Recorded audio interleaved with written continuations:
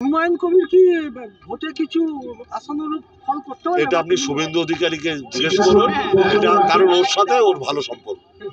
হুমায়ুন কবির বিধানসভা নির্বাচনে আশাপূর্ণ ফল করতে পারবেন কিনা সেটা শুভেন্দু অধিকারীকে জিজ্ঞেস করুন, কারণ উভয়ের মধ্যে সম্পর্ক ভালো। সাংবাদিকের প্রশ্নের উত্তর দিয়ে বললেন মন্ত্রী পার্থ ভৌমিক। গতকাল আমতা ফুটবল মাঠের নির্মাণে বিধায়ক নির্মল মাঝির নেতৃত্বে একটি প্রতিবাদ সভা আয়োজন করা হয়েছে। এসআইআর এবং বাংলার মানুষকে ভোট অধিকারী বাতিলের চক্রান্ত, 100 দিনের কাজ, আবাসন যোজনা, সড়ক যোজনা, বাংলার প্রতি বঞ্চনা, বাংলার বকেয়া টাকা না দেওয়া, কুৎসা ও অত্যাচারের বিরুদ্ধে আয়োজিত এই সভা। পার্থ ভৌমিক ছাড়া বক্তব্য রাখেন মন্ত্রী পুলক রায় সহ অন্যান্যরা। শুভেন্দু অধিকারী সম্পর্কে পার্থ ভৌমিক আরো বলেন, যাদের শিক্ষাগত যোগ্যতা কম তারা অশালীন কথাবার্তা বলে। শুভেন্দু অধিকারী শিক্ষাগত যোগ্যতা ও অশালীন কথাবার্তা নিয়ে কটাক্ষ করলেন পার্থ ভৌমিক। বাংলা দখল করতে চায়, যেমন করে হোক বাংলা দখল করতে হবে, ওদের স্লোগান তাই। ওরা জোর করে দখল কারা করে? যারা জমিদার মনোভাবা সম্পন্ন তারা। আর মমতা ব্যানার্জি ভালোবাসা দিয়ে মানুষের হৃদয় জয় করতে চায়।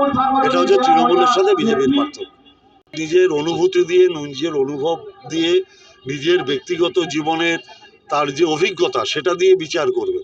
মানুষ তো দেখছে যে কারা বিপদে আপদে মানুষের পাশে আছে।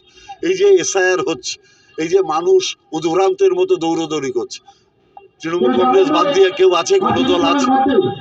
কিন্তু সবচেয়ে দুর্ভাগ্য হচ্ছে নির্বাচন কমিশন, যেটা একটা স্বয়ংসংস্থ সংস্থা, সেটাও বিজেপির দলদাসে পরিণত হয়েছে। এটা হচ্ছে ভারতবর্ষের দুর্ভাগ্য। হিটলারের সময়ও এটা হয়েছিল।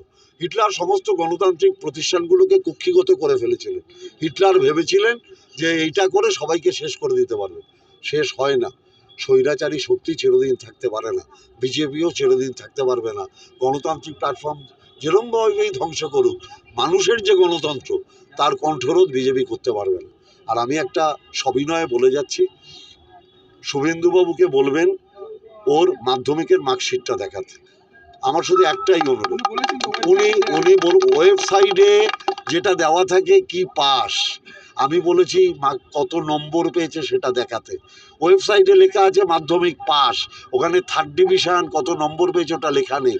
ওনাকে বলবেন। এবং আমি এটুকু বলি, ওর পড়াশোনার যোগ্যতা এত কম, তাই জন্য অশালীন ভাষা ব্যবহার করে। যাদের শিক্ষাগত যোগ্যতা আছে তারা কোনোদিন এসব শব্দ প্রয়োগ করবে না, যেটা বাংলার মানুষ গ্রহণ করে। দাদা, হুমায়ুন কবির কি ভোটে কিছু আশানুরূপ ফল করতে পারে? এটা আপনি শুভেন্দু অধিকারীকে জিজ্ঞেস করুন, এটা কারণ ওর সাথে ওর ভালো সম্পর্ক।